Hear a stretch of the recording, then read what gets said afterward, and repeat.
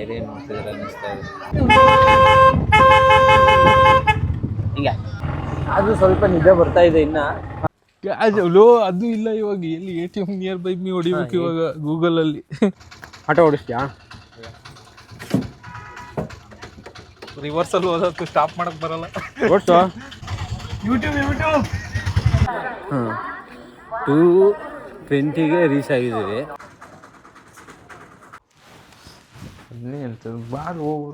ಆಯ್ತು ಬಿಡು, ಯಾಕೆ ಅಷ್ಟು ಬೇಜಾರಾಗ್ತಾ ಇದೆಯಾ? ಹರ್ಷ ಕೇಳಿಸ್ತಿದ್ಯಾ?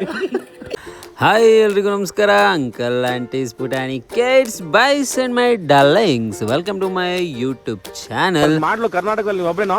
ನಾವು ಮಂತ್ರಾಲಯಕ್ಕೆ ರೀಚ್ ಆದಾಗ, ಅಂದರೆ ಮಂತ್ರಾಲಯ ರೈಲ್ವೆ ಸ್ಟೇಷನ್ಗೆ ರೀಚ್ ಆದಾಗ ಬೆಳಗಿನ ಜಾವ 2:15 ಆಗಿದೆ. 2:20ಗೆ ರೀಚ್ ಆಗಿದ್ದೀವಿ ಮಂತ್ರಾಲಯ ರೋಡು. ಇಲ್ಲಿಂದ ಮಂತ್ರಾಲಯಕ್ಕೆ ನಾವು ಇಳಿದು ಆಟೋದಲ್ಲಿ ಹೋಗಬೇಕು.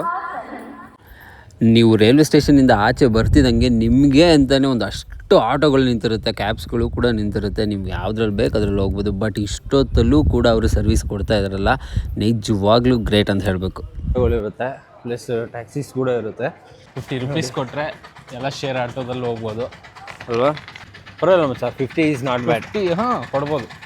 ನಾವು ಲಾಸ್ಟ್ ಟೈಮ್ ಬಂದಾಗಲೂ ಅಷ್ಟೇ ಶೇರ್ ಆಟೋದಲ್ಲಿ ಇವಾಗ ಕುತ್ಕೊಂಡು ಹೋಗೋಣ. ಆ್ಯಕ್ಚುಲಿ ಈ ಥರ ಆಟೋಸ್ ಬಂದು ನಾನು ಸ್ಕೂಲಲ್ಲಿ ಹೋಗ್ತಾ ಇದ್ದಿದ್ದು ನೆನಪು. ಆ ಬ್ಯಾಗ್ ಹಾಕೊಂಡು ಆ ಥರ ಹಿಂದೆ ಎಲ್ಲ ಕುತ್ಕೊಂಡು ಹೋಗ್ತಿದ್ದಿದ್ದು. ತುಂಬ ದಿನಗಳಾದಮೇಲೆ ಈ ಥರ ಹಿಂದೆ ಕುತ್ಕೊಂಡು ಹೋಗ್ತಾ ಇದ್ದಿದ್ದು ಸಖತ್ತಾಗಿತ್ತು ನೆನಪುಗಳು ಮಾತ್ರ. ಅದು ಸ್ವಲ್ಪ ನಿದ್ದೆ ಬರ್ತಾ ಇದೆ ಇನ್ನು. ಆದ್ರೆ ನಿದ್ದೆ ಬರ್ತಾ ಇದೆ ಲೈಟಾಗಿ. ಫೀಲ್ ಅಂತೂ ಸಕ್ಕತ್ತಾಗಿದೆ. ಓಪ, ಅಷ್ಟೊಂದು ಚಳಿ ಅನ್ನಿಸ್ತಿಲ್ಲಪ್ಪ ನನಗೆ. ಚಳಿ ಅಂತೂ ಅಷ್ಟು ಅನ್ನಿಸ್ತಲ್ಲ. ಸ್ವಲ್ಪ ಜಾಕೆಟ್ ಬಿಚ್ಚು. ಹಳ್ಳಾಗಿಲ್ಲ ಬರುತ್ತಲ್ಲ. ಕೈ ಹಿಡ್ಕೊಳ್ಳೋ, ಬ್ರೇಕ್ ಕೊಡೋದು. ನಿಜ, ಅದೇ ಹಂಗೆ ಹಿಡ್ಕೊತಾ ಇದೆಯಾ? ಹಿಡ್ಕೊಳ್ಬೇಕು ಹಿಂಗೆ. ಫೋನ್ ಪೇ ಮಾಡಿಸ್ಕೊಂಡು ಕ್ಯಾಶ್ ಕೊಡೋ ಅಂಥವ್ರು ಕಾಣಿಸ್ತಿಲ್ಲ. ಫೋನ್ ಪೇ ಇಲ್ಲಲ್ಲ. ನಿಂದು ಫೋನ್ ಪೇ ಇಲ್ಲ, ಯಾರಿಗೆ ಮಾಡೋದು? ನನಗೆ ಮಾತ್ರ ಯಾಕೆ ಅಂತ ಅರ್ಥ ಆಗಿಲ್ಲ. ಯಾರೂ ಕೂಡ ಫೋನ್ಪೇ ಇಸ್ಕೊತಾ ಇಲ್ಲ. ಹೋಟೆಲ್ಸ್ ಆಗಲಿ, ಲಾಡ್ಜಸ್ ಆಗಲಿ, ಆಟೋದವ್ರಾಗಲಿ, ಅಂಗಡಿಯವರಾಗಲಿ ಎಲ್ಲರೂ ಕೂಡ ಕ್ಯಾಶ್ ಅಂತ ಇದ್ದಾರೆ. ಆಲ್ಮೋಸ್ಟ್ ಆ ಆಟೋದವ್ರಿಗೆ ಕ್ಯಾಶ್ ಕೊಡೋಷ್ಟೊಳಗೆ ಸಾಕಾಗಿ ಇವಾಗ ರೂಮ್ ಹುಡ್ಕೋಣ ಅಂತ ಬರ್ತಾ ಇದ್ವಿ. ನೀವು ಎಂಟ್ರಿ ಆಗ್ತಿದ್ದಂಗೆ ಆರ್ಚ್ ರೈಟ್ ಸೈಡ್ಗೆ ನಿಮಗೆ ಸೆಂಟ್ರಲ್ ರಿಸೆಪ್ಷನ್ ಆಫೀಸ್ ಅಂತ ಸಿಗುತ್ತೆ. ಅಲ್ಲೋದ್ರೆ ನಿಮಗೆ ಮಠದ್ದೇ ರೂಮ್ಗಳು ತುಂಬ ಕಮ್ಮಿಗೆ ಸಿಗುತ್ತೆ. ನಾವು ಹೋಗಿದ್ದು ಲೇಟ್ ನೈಟ್ ಆ್ಯಂಡ್ ನಮ್ಮ ಹತ್ರ ಕ್ಯಾಶ್ ಕೂಡ ಇರಲಿಲ್ಲ. ಅದು ಮೇನ್ ರೀಸನ್. ಸೊ ನಮ್ಗೆ ರೂಮ್ ಸಿಗಲಿಲ್ಲ. ಎಲ್ಲ ಫುಲ್ ಕಂಪ್ಲೀಟ್ ಲಾಡ್ಜಸ್ಗಳೇ ಇದೆಯಲ್ಲ.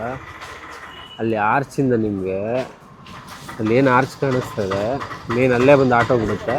ಅದ್ರ ಲೆಫ್ಟಲ್ಲಿ ನಿಮಗೆ ಇದು ಸಿಗುತ್ತೆ, ಏನು ದೇವಸ್ಥಾನ ರೂಮ್ ಬುಕ್ಸ್ ಮಾಡ್ಕೊಳ್ಳೋದು. ಅದು ಬಿಟ್ಟರೆ ಇಡೀ ರೋಡೆಲ್ಲ ಬರೀ ಹೋಟೆಲ್ಸು ಲಾಡ್ಜಸ್ ಅದೇ ಇದೆ. ಎಷ್ಟು? ನಾಳೆ ಈವ್ನಿಂಗು. ಇವತ್ತು ಈವ್ನಿಂಗ್.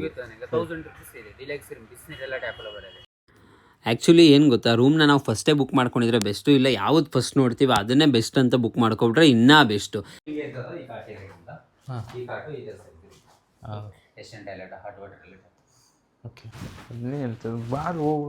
ಆಯ್ತು ಬಿಡು, ಯಾಕೆ ಅಷ್ಟು ಬೇಜಾರಾಗ್ತಾ ಇದೆಯಾ? ಓ ಮೈ ಗಾಡ್, ನನಗೆ ನಿನ್ನೆ ಬರೀ ಲೆಗ್ಸ್ ವರ್ಕೌಟ್ ಮಾಡಿಬಿಟ್ಟಿದ್ದೀನ. ಹತ್ತಕ್ಕಾಗಲ್ಲ, 2 ಫ್ಲೋರ್ ಅಂತೆ. ನಾವು ರೂಮ್ ಹುಡುಕ್ತಾ ಎಷ್ಟು ಟೈಮ್ ಆಗಿದೆ ಅನ್ನೋದೇ ಗೊತ್ತಾಗಿಲ್ಲ ನಮಗೆ. ಅಲ್ಲೆಲ್ಲ ಹುಡುಕಿ ದೇವಸ್ಥಾನದ ಮುಂದೆನೇ ಬಂದುಬಿಟ್ವಿ. ಇಲ್ಲಿ ಬಂದು ನೋಡಿದ್ರೆ ಎಲ್ಲ ಇಲ್ಲಿ ಆರಾಮಾಗಿ ನೆಮ್ಮದಿಯಾಗಿ ಮಲಗಿದ್ದಾರೆ. ಫಸ್ಟ್ ಟೈಮ್ ನಾನು ಇಲ್ಲಿಗೆ ಬಂದಾಗ ಆಗಿದ್ದು ಫೀಲ್ ನಂಗೆ ರಪ್ ಅಂತ ನೆನಪಾಗೋಯ್ತು. ಇಲ್ಲೇ ಊಟ. ನಾವು ಅಷ್ಟೇ ಲಾಸ್ಟ್ ಟೈಮ್ ಬಂದಿದ್ವಲ್ಲ, ನಾನು ಸಂಜು ಗಗನ ಎಲ್ಲ ನಾವು ಇಲ್ಲಿ ಮಲಗಿ, ಅವರು ಅಷ್ಟೇ ಬೆಳಿಗ್ಗೆ ಒಂದು 5 ರೂಮ್ ಮಾಡಿ ಬಂದ್ವಿ. ರೂಮ್ ಏನಕ್ಕೆ ಬೇಕು ನಿಮ್ಗೆ ಮತ್ತೆ? ವಾಶ್ರೂಮ್ಗೆಲ್ಲ. ಸೊ ರೂಮ್ ಮಾಡಿ ಇಲ್ವಾ ಅಲ್ಲಿ ಬಂದು ಮಲಗಿ ಎಲ್ಲರೂ ಒಂದೊಂದು 1 ಅವರ್ 2 ಅವರ್, ಆಮೇಲೆ ಎದ್ದು ಹಿಂದೆನೇ ಹೋಗಿ ನದಿಯಲ್ಲಿ ಸ್ನಾನ ಮಾಡಿ ಆಮೇಲೆ ಹೋಗಿದ್ವಿ. ಈ ಕಡೆ ಸೆಂಟ್ರ್ ಎಲ್ಲರೂ. ನಿಜವಾಗ್ಲೂ ನನಗೆ ಅವತ್ತಾಗಿದ್ದು feeling for the first time ನಾನು ಮಂತ್ರಾಲಯಕ್ಕೆ ಬಂದು ಅವತ್ತು ಇನ್ಸಿಡೆನ್ಸ್ ಆಗಿ ನಮಗೆ ರೂಮ್ ಸಿಕ್ಕಿದ್ರು ಕೂಡ ನೋಡ್ಕೊಂಡು ವಾಕ್ ಮಾಡ್ಕೊಂಡು ಬರೋಣ ಅಂತ ಬಂದಿದ್ದು ನಾವು. ಕೋಇನ್ಸಿಡೆನ್ಸ ಏನೋ ಗೊತ್ತಿಲ್ಲ, ಬಟ್ ಇಡೀ ನೈಟ್ ನಾವು ಇಲ್ಲೇ ಮಲಗಿಬಿಟ್ಟಿದ್ದೀವಿ. ರೂಮ್ ಮಾಡಿ ಕೂಡ ನಾವು ಇಲ್ಲೇ ಮಲಗಿದ್ದೀವಿ. And the best night ever. Because ನನಗೆ ಆ ನೈಟ್ ಅಲ್ಲಿ ಮಲಗಿದಾಗ ಆಗಿದ್ದಂಥ ಎಕ್ಸ್ಪೀರಿಯೆನ್ಸ್ ನನಗೆ ಲೈಫಲ್ಲೇ ಆಗಿರಲಿಲ್ಲ. ಅದು ನಾನು ಹೇಳಿದ್ರು ನೀವು ತುಂಬ ಜನ ಎಕ್ಸೆಪ್ಟ್ ಮಾಡಲ್ಲ, ಸೊ ನಾನು ಹೇಳೋದಕ್ಕೂ ಹೋಗೋದಿಲ್ಲ. That was the best moment. ಅಲ್ಲಿ ನನಗೆ ರಾಯರು ಇದ್ದಾರೆ ಅಂತ ಅನಿಸಿದ್ದೆ ಅವತ್ತು ನಾನು ಅಲ್ಲಿ ಮಲಗಿದಾಗ. That was the best. So ಅದು ಫ್ಲ್ಯಾಶ್ ಬ್ಯಾಕು. ಇವಾಗ ಪ್ರೆಸೆಂಟಿಗೆ ಬಂದರೆ ಅಲ್ಲಿ ಬಂದು ನಾವು ಇನ್ನೂ ರೂಮ್ ಹುಡುಕ್ತಾನೆ ಇದ್ವಿ, ಸರ್ಚ್ ಮಾಡ್ತಾನೆ ಇದ್ವಿ. ನನಗೆ ಲಾಸ್ಟ್ ಟೈಮ್ ಎಕ್ಸ್ಪೀರಿಯೆನ್ಸ್ಗೆ ಸೊ ಮಚ ಇವತ್ತು ನಾನು ಅಲ್ಲೇ ಹೋಗಿ ಮಲಗಬೇಕು. ಬಾರೋ ಅಂತ ರೂಮ್ ಹುಡುಕ್ತಾ ಇದ್ವಿ, ಎಲ್ಲೂ ಕೂಡ ರೂಮ್ ಸಿಗ್ತಾ ಇಲ್ಲ. ಏನಾಯ್ತಾ? ಇಲ್ವಂತ ಉಸಿರಾಡೋಕ್ಕಾಗ್ತಾಯಿಲ್ಲ, ಗೊರ್ಗೊರ ಅಂತ ಇತ್ತು ಚಳಿಗೆ.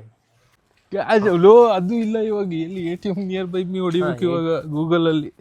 ಯಾರು ಕೂಡ ಅಲ್ಲಿ ಕೌಂಟರ್ಗಳಲ್ಲಿ ಆಟೋದವರು ಕೂಡ ಫೋನ್ಪೇ ಮಾಡಿಸ್ಕೊಂತಲ್ಲ, ಯಾಕೆ ಗೊತ್ತಿಲ್ಲ. ಬಟ್ ಎಲ್ಲ ಕಡೆ ಕ್ಯಾಶ್ ಇಲ್ಲ. ಯಾಕೆ ಅಂದರೆ ಇಲ್ಲ, ಅವ್ರ ಹತ್ರ ಯೂಸ್ ಮಾಡಲ್ಲ ಅವರಲ್ಲಿ. ಯಾಕೆ ಯಾರು ಟ್ಯಾಕ್ಸ್ ಬೀಳುತ್ತೆ ಅಂತ ಏನೋ ಗೊತ್ತಿಲ್ಲ. ಬಟ್ ಅಂತೂ ಇಂತೂ ಅಲ್ಲಿ ಇಲ್ಲಿ ಹುಡುಕಿ ಎಲ್ಲೋ ಒಂದು ಮೂಲೆಯಲ್ಲಿ ಒಂದು ರೂಮ್ ಸಿಕ್ತಪ್ಪ. ಕಮ್ಮಿ ಮಾಡ್ಕೊಳಪ್ಪ. ರೂಮ್ ಮಾಡಾದ್ಮೇಲೆ ಆಚೆ ಬಂದು ಒಂದು ಟೀ ಕುಡಿದ್ಬಿಟ್ಟು ನಾವು ಅಂದ್ಕೊಂಡ್ವಿ ಮತ್ತೆ ಅಲ್ಲೇ ಆರ್ಚ್ ಮುಂದೆ ಹೋಗಿ ಮಲ್ಕೊಳ್ಳೋಣ. ಮತ್ತೆ ಆ ಥರ ಫೀಲಿಂಗ್ ಬರುತ್ತಾ, ಆ ಥರ ಆಗುತ್ತಾ ಅನಿಸುತ್ತಾ ಅಂತೆಲ್ಲ. ಬಟ್ ನಾವು ಬಂದಿದ್ದೆ ತುಂಬ ಲೇಟಾಗಿತ್ತು. ನಾವು ಬಂದಿದ್ದೆ ಅರೌಂಡ್ 4 o'clock ಅನಿಸುತ್ತೆ. 5 ಗಂಟೆಗೆ ಇವರು ಇಲ್ಲಿ ಎಬ್ಬಿಸ್ತಾರೆ, ಎದ್ದೇಳಿ ಅಂತ. ಇವಾಗ ಎದ್ದು ಹಿಂದೆ ತುಂಗಾ ನದಿ ಇದೆ, ತುಂಗಾ ನದಿ ಹತ್ರ ಹೋಗಿ ಅಲ್ಲಿ ನೀರನ್ನ ಪ್ರೋಕ್ಷಣೆ ಮಾಡಿಕೊಂಡು ರೂಮಿಗೆ ಬಂದು ಸ್ನಾನ ಮಾಡಿ ಕಂಪ್ಲೀಟಾಗಿ ರೆಡಿಯಾಗಿ ದರ್ಶನಕ್ಕೆ ಹೋಗೋಣ. ಖಾನ್ ಟ್ರೈನಲ್ಲಿ ಹೇಳಿದ್ರೆ ಮಲ್ಕೊಳ್ಳೋ ಅಂತ ಫಿಲ್ಮ್ ನೋಡ್ಕೊಂಬಂದ. ಯಾವುದಪ್ಪ ಅದು? Girlfriend, Bigg Boss. ನೋಡಿ, ಟ್ರೈನಲ್ಲಿ ಮಲಗಲಿಲ್ಲ ಅಂತ ಅಂದರೆ ಇದೇ ಗತಿ. ಎದ್ದೇಳು ದರ್ಶನ ಮಾಡ್ಕೊಬಂದು ಮಲ್ಕೊಳ್ಳೋವಂತ.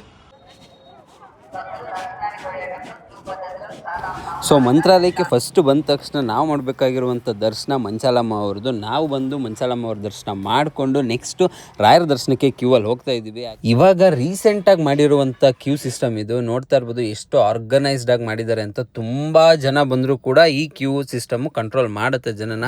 ಆ ಥರ ಇದೆ. ನಿಜವಾಗ್ಲೂ ನಾವು ಸುತ್ತಿ ಬಳಸಿ ಬರಬೇಕಾಗತ್ತೆ ಜನ ಜಾಸ್ತಿ ಇದ್ದರೆ. ನೋಡಿ, ಇದು ಕೂಡ ಮೇಲ್ಗಡೆ ಏನು ನೋಡ್ತಾ ಇದ್ದೀರಾ, ಅದು ಕೂಡ ಇವಾಗ ರೀಸೆಂಟಾಗಿ ಆಗಿರುವಂಥದ್ದು. ನಾವು ಬಂದು ರಾಯರ ದರ್ಶನ ಪಡೆದು ಒಂದು ಕ್ಷಣ ಅವರ ಒಂದು ಝೋನಲ್ಲಿ ಕಂಪ್ಲೀಟಾಗಿದ್ವಿ. ಆಮೇಲೆ ಆಟೋದಲ್ಲಿ ಸುತ್ತಮುತ್ತ ದೇವಸ್ಥಾನಗಳನ್ನು ಪ್ಯಾಕೇಜಲ್ಲಿ ಕರ್ಕೊಂಡು ಹೋಗ್ತಾರೆ. ಪರ್ ಹೆಡ್ ಇಷ್ಟು ಅಂತ ಒಂದು ಆಟೋ ಕಂಪ್ಲೀಟಾಗಿ ಫಿಲ್ ಆದರೆ. ಸೊ ನಾವು ಇವಾಗ ಆ ಥರ ಆಟೋದಲ್ಲಿ ಹೋಗ್ತಾ ನಾವು ಫಸ್ಟ್ಲಿ ಬಂದಿದ್ದು ಆಂಜನೇಯ ಟೆಂಪಲ್ಲಿಗೆ. ಇದು ತುಂಬ ನಿಯರ್ ಬೈ ಇದೆ ಆ್ಯಂಡ್ ತುಂಬಾ ಚೆನ್ನಾಗಿ ಕೂಡ ಇದೆ. ಆದರೆ ತುಂಬ ಜನ, ಅಷ್ಟೊಂದು ನಿಮಗೆ ಜನ ಇದ್ದಾರೆ ಅಂತ ಅನಿಸಲ್ಲ.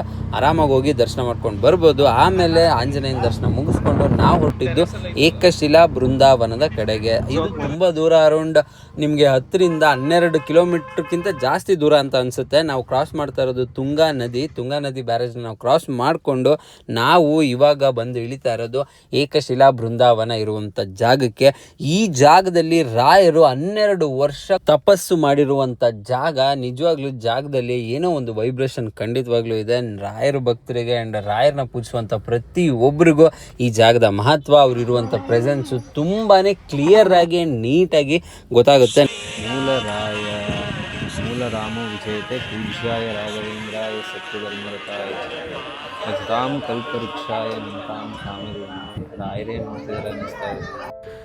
ಎಷ್ಟು ಚೆನ್ನಾಗಿ ಕಾಣಿಸ್ತಾ ಇದ್ದೀರಾ ನೋಡಿ. ಇದೇ ಜಾಗದಲ್ಲಿ ನೀವೇನು ನೋಡ್ತಾ ಇದ್ದೀರಾ ಬೃಂದಾವನ, ಅದೇ ಜಾಗದಲ್ಲಿ ಕೂತು ರಾಯರು 12 ವರ್ಷಗಳ ಕಾಲ ತಪಸ್ಸು ಮಾಡಿದಂಥ ಒಂದು ಜಾಗ ಇದು. ಅದೇ ಜಾಗದಲ್ಲಿ ತಪಸ್ಸು ಮಾಡಿರೋದಕ್ಕೆ ಅಲ್ಲಿ ಬೃಂದಾವನ ನಿರ್ಮಾಣ ಮಾಡಿದ್ದಾರೆ. ನಾವು ಇಲ್ಲಿ ಬಂದು ಅಟ್ಲೀಸ್ಟ್ ನಮಗೆ ತಪಸ್ಸು ಮಾಡೋಕ್ಕಾಗಿಲ್ಲ ಅಂದರೆ ಒಂದು 10 ನಿಮಿಷ ಅಲ್ಲಿ ಕೂತಿ ಆ ಸುತ್ತಮುತ್ತ ಜಾಗದ ಎನರ್ಜಿಯನ್ನು ನಾವು ಪಡ್ಕೊಳ್ಳೋಕ್ಕೆ ಟ್ರೈ ಮಾಡಬೇಕು. ನೀವು ಕೂಡ ಬಂದರೆ ಈ ಥರ ಒಂದು ಪವರ್ಫುಲ್ ಜಾಗಗಳಲ್ಲಿ ಕೂತ್ಕೊಂಡು 10 ನಿಮಿಷನಾದರೂ ಮೆಡಿಟೇಷನ್ ಮಾಡೋದಕ್ಕೆ ಟ್ರೈ ಮಾಡಿ. ಸೊ ದಟ್ ನಿಮ್ಗೆ ಆ ಎನರ್ಜಿ ನಿಮ್ಮಲ್ಲೂ ಕೂಡ ಬರುವಂಥ ಚಾನ್ಸಸ್ಗಳು ಇರುತ್ತೆ. ಅದಾದಮೇಲೆ ನಾವು ಬಂದಿದ್ದು ಪಕ್ಕದಲ್ಲೇ ಇದ್ದಂಥ ಬಿಚ್ಚಾಲಮ್ಮ ದೇವಸ್ಥಾನಕ್ಕೆ. ಇಡೀ ದೇವಸ್ಥಾನ ಬಾಳೆಹಣ್ಣು ಮತ್ತು ಬೆಲ್ಲದಿಂದ ಕಟ್ಟಿದಾರಂತೆ. ನಾನು ನಿಜವಾಗ್ಲೂ ಶಾಕ್ ಆದೆ, ಹೌದಾ ಅನ್ನೋ ಥರ. ದೇವ್ರನ್ನ ನೋಡಿ ಎಷ್ಟು ಚೆನ್ನಾಗಿ ಕಾಣಿಸ್ತಾ ಇದ್ದಾರೆ ಅಂತ. ಯಾರ್ಯಾರು ಅಲ್ಲಿ ಹೋಗಿ ದರ್ಶನ ಮಾಡಿಲ್ಲ, ಇಲ್ಲಿಂದನೇ ನೀಟಾಗಿ ದರ್ಶನ ಮಾಡ್ಕೊಳ್ಳಿ. ನಮ ಪಾರ್ವತೀಪತಿ ಹರ ಹರ ಮಹಾದೇವ. ಒಂದು ಕೈ ಇದು ಹಂಗೆ ಹಾಕು ಬಾಯಿಗೆ. ಅಷ್ಟು ಹಾಕೋ.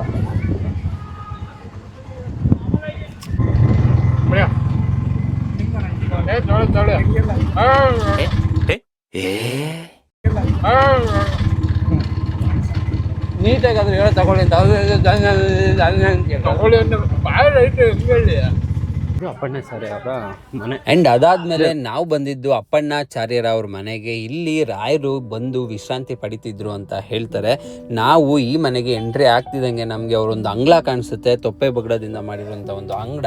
ಅಲ್ಲಿ ಯಾವಾಗಲೂ ರಾಯರು ವಿಶ್ರಾಂತಿ ಪಡಿತಿದ್ದಂಥ ಜಾಗ ಅಂತ ಅಲ್ಲೇ ಕೂಡ ಬರೆದು ಕೂಡ ಇದ್ದಾರೆ. ನಿಮಗೆ ಕಾಣಿಸ್ತಾ ಇರ್ಬೋದು ನೋಡಿ, ಇಲ್ಲಿ ರಾಯರು ವಿಶ್ರಾಂತಿ ಪಡೆಯುತ್ತಿರುವ ಸ್ಥಳ ಅಂತ ಅಲ್ಲೇ ಕೂಡ ಮೆನ್ಷನ್ ಮಾಡಿದರೆ ಅಲ್ಲೆಲ್ಲ ದುಡ್ಡು ಹಾಕ್ತಿದ್ದಾರೆ. ಸ್ವತಃ ರಾಯರೇ ಅವರ ಟೈಮಲ್ಲಿ ಪೂಜೆ ಮಾಡಿರುವಂಥ ವಿಗ್ರಹ ಇದು, ಪಾಂಡುರಂಗನ ವಿಗ್ರಹನ. ಈ ವಿಗ್ರಹಕ್ಕೆ ರಾಯರೇ ನಿಜವಾಗ್ಲೂ ಪೂಜೆ ಮಾಡಿದ್ರಂತೆ. ಸೂಪರ್ ಅಲ್ಲ. ಪೂಜಾ ಮಾಡೋ ಬೇಕಾಗಿದ್ರೆ ಯಾಕಂದ್ರೆ ಸತ್ತವರನ್ನ 108 ಮಂದಿ ಬದುಕಿದವ್ರಿಗೆ ಅವ್ರ ಹುತ್ತದಲ್ಲಿರ್ತಕ್ಕಂಥ ಕೃಷ್ಣ ಸರ್ಪವನ್ನ ಒಂದು ಹಾವಿನ ಕಲ್ಲು ಮಾಡಿ ಇಲ್ಲಿ ರಾಯರು ಸರ್ಪವನ್ನು ಕಲ್ಲಾಗಿ ಮಾಡಿದಂಥ ಕಥೆನ ಅವರು ಎಕ್ಸ್ಪ್ಲೇನ್ ಮಾಡ್ತಾ ಇದ್ದಾರೆ. ಪ್ರತಿಯೊಬ್ಬರಿಗೂ ಮಾಡ್ತಾರೆ. ನೀವು ಬಂದಾಗ ಈ ಕಥೆನ ಕೇಳಿಕೊಂಡು ಈ ಜಾಗಕ್ಕೆ ಮರೀದೆ ವಿಸಿಟ್ ಮಾಡಿ. ಆಟೋ ಓಡಿಸ್ತೀಯಾ? ರಿವರ್ಸಲ್ಲಿ ಹೋದಕ್ಕೆ ಸ್ಟಾಪ್ ಮಾಡಕ್ ಬರಲ್ಲ. ಓಡಿಸು. ಇವಾಗ ಆಂಜನೇಯ ಸ್ವಾಮಿ ಟೆಂಪಲಿಗೆಲ್ಲ ಪಂಚಮುಖಿ ಆಂಜನೇಯ. ಪಂಚಮುಖಿ ಆಂಜನೇಯ ಡನ್. ಯೂಟ್ಯೂಬ್ ನಮ್ಮ ಸರ್ ಎಲ್ರಿಗೂ ಹೇಳ್ತಾ ಇದ್ದಾರೆ, ಅವ್ರ ಫ್ರೆಂಡ್ಸ್ಗೆಲ್ಲ ವ್ಲಾಗ್ ಮಾಡ್ತಾ ಇದ್ದಾರೆ ಅಂತ. ಬಟ್ ಇದನ್ನ ಮಾಡಿ ಎಡಿಟ್ ಮಾಡಿ ಪೋಸ್ಟ್ ಮಾಡೋಷ್ಟೊಳಗೆ ಒಂದು ವಾರ ಮಾಡ್ತೀವಿ ಪಕ್ಕ ನನಗೆ ಗೊತ್ತು. ಒಂದು ವಾರ ಆಗೋದ್ಮೇಲೆ, ಬಿಕಾಸ್ ಎಡಿಟಿಂಗು ನಾನೇ, ಎಲ್ಲ ನಾನೇ. It's all one man army ಅಲ್ವಾ, ಸೊ ಲೇಟ್ ಆಗುತ್ತೆ. ಹಿಂಗೆ ನೆಕ್ಸ್ಟ್ ನಾವು ಬಂದಿದ್ದು ಪಂಚಮುಖಿ ಆಂಜನೇಯ ಸ್ವಾಮಿ ಟೆಂಪಲಿಗೆ. ಈ ಟೆಂಪಲ್ ವಿಶೇಷತೆ ಏನಪ್ಪ ಅಂತ ಅಂದರೆ, ರಾಯರ ತಪಸ್ಸಿಗೆ ಮೆಚ್ಚಿ ಆಂಜನೇಯ ಸ್ವಾಮಿ ಪಂಚಮುಖಿ ಆಂಜನೇಯನಾಗಿ ದರ್ಶನ ಕೊಟ್ಟಂಥ ಸ್ಥಳ ಇದು. ಇವಾಗ ನೀವೇನು ನೋಡ್ತಾ ಇದ್ದೀರಾ, ಇದು ಪಂಚಮುಖಿ ಆಂಜನೇಯ ಸ್ವಾಮಿ. ಅಂದರೆ ಆಂಜನೇಯ ಸ್ವಾಮಿಯವರು ಬಳಸ್ತಿದ್ದಂಥ ಒಂದು ಪಾದರಕ್ಷೆಗಳು. ಆ ಪಾದರಕ್ಷೆಗಳನ್ನ ಇಲ್ಲಿ ಇಟ್ಟು ಪೂಜೆ ಮಾಡ್ತಾ ಇದ್ದಾರೆ. ನೀವು ನೋಡ್ತಾ ಇರ್ಬೋದು ಎಷ್ಟು ದೊಡ್ಡದಿದೆ ಪಾದರಕ್ಷೆ ಅಂತ. ಆ ಪಾದರಕ್ಷೆನ ನೋಡಿ ನಾವು ಇಮ್ಯಾಜಿನ್ ಮಾಡ್ಕೊಬೋದು ಹನುಮಂತ ಸ್ವಾಮಿಯವರು ಎಷ್ಟು ದೊಡ್ಡದಾಗಿದ್ರು ಅಂತ. ಆಂಜನೇಯ ದೇವಸ್ಥಾನ ಪಕ್ಕದಲ್ಲೇ ಅಮ್ಮನವರ ದೇವಸ್ಥಾನ ಕೂಡ ಇದೆ. ಅಲ್ಲಿ ಕೂಡ ನಾವು ಹೋಗಿ ದರ್ಶನ ಮಾಡಿಕೊಂಡು ಮತ್ತೆ ನಾವು ಮಂತ್ರಾಲಯದ ಕಡೆಗೆ ಹೊರಟ್ವಿ. Done. Thank you brother. Okay. ಮತ್ತೆ ನಾವು ಸಂಜೆ ರಾಯರ ದರ್ಬಾರಿಗೆ ಬಂದ್ವಿ. ನೀವು ನೋಡ್ತಿರ್ಬೋದು ಎಷ್ಟು ಚೆನ್ನಾಗಿ ಕಾಣಿಸ್ತಾ ಇದ್ದಾರೆ ನಮ್ಮ ರಾಯರು ಅಂತ. ರಾಯರು ಪ್ರತಿದಿನ ಇದು ಆಗುತ್ತಾ ಇಲ್ವಾ ನನಗೆ ಅಷ್ಟು ಗೊತ್ತಿಲ್ಲ, ಬಟ್ ನಾವು ಹೋಗಿದ್ದ ದಿನ ನೈಟ್ ಕೂಡ ಈ ಥರ ಮೆರವಣಿಗೆ ಆಗ್ತಾಯಿತ್ತು. ರಾಯರು ಎಷ್ಟು ಚೆನ್ನಾಗಿ ನಮಗೆ ಕಾಣಿಸ್ತಾ ಇದ್ರು ಅಂದರೆ ನಿಮಗೂ ಕೂಡ ತೋರಿಸುವಂಥ ಪ್ರಯತ್ನ ನಾನು ಮಾಡಿದ್ದೀನಿ. ಕಾಣಿಸ್ತಾ ಇದ್ದಾರೆ ಚೆನ್ನಾಗಿ ಅಂತ ಅಂದ್ಕೊಂಡಿದ್ದೀನಿ. ನಿಮ್ಗೆಲ್ರಿಗೂ ಕೂಡ ರಾಯರ ಆಶೀರ್ವಾದ ಚೆನ್ನಾಗಿ ಸಿಕ್ಕಿ ನಿಮ್ಮೆಲ್ಲರ ಇಷ್ಟಾರ್ಥಗಳು ಈಡೇರಲಿ ಅಂತ ಕೇಳ್ತಾ ಈ ವ್ಲಾಗ್ನ ಮುಗಿಸುವಂಥ ಟೈಮ್ ಬಂದಿದೆ. ಡಾರ್ಲಿಂಗ್ಸ್, ಬರೋದಾ ನೀವೇನಾದರೂ ಮಂತ್ರಾಲಯಕ್ಕೆ ಹೋದರೆ ಪ್ರಸಾದನ ಮರಿದೆ ತಿಂದು ಬನ್ನಿ, ಬಿಕಾಸ್ ಸಾಕಾಗಿತ್ತು. ರೂಮ್ ನೋಡಿ ಹೆಂಗೆ ಮಾಡಿಟ್ಟು ಹೋಗಿದ್ದೀವಿ. ಬಬ್ಬ ಏನಪ್ಪ ಸ್ಪೆಷಲ್ ಅಂದರೆ ರಾಯರು ಬರ್ತಿದ್ದಾರೆ ಮನೆಗೆ. ಆ್ಯಕ್ಚುಲಿ ನಮ್ಮ ಮನೆಗೆ ಅಂತ ಒಂದು ಫೋಟೋ ತೊಗೊಂಡಿದ್ದೀನಿ ರಾಯರದು. ಸಖತ್ತಾಗಿದೆ, ನೋಡಿದ ತಕ್ಷಣ ಇಷ್ಟ ಆಗ್ಬಿಡ್ತು, ಅದಕ್ಕೆ ತೊಗೊಂಡಿದ್ದೀನಿ. ನೆಕ್ಸ್ಟ್ ವ್ಲಾಗಲ್ಲಿ ಫೋಟೋ ಹೇಗಿದೆ ಅಂತ ತೋರಿಸ್ತೀನಿ. ಓಕೆ ನೋಡಿ ಹೆಂಗೆ ಇಟ್ಕೊಂಡಿದ್ದಾನೆ ರೂಮ್ನ. ನೀನೇ ಕಣೋ. ಸೊ ಫೈನಲಿ ಹಿಂದೆ ಕಾಣಿಸ್ತಾ ಇದೆ ಮಂತ್ರಾಲಯ.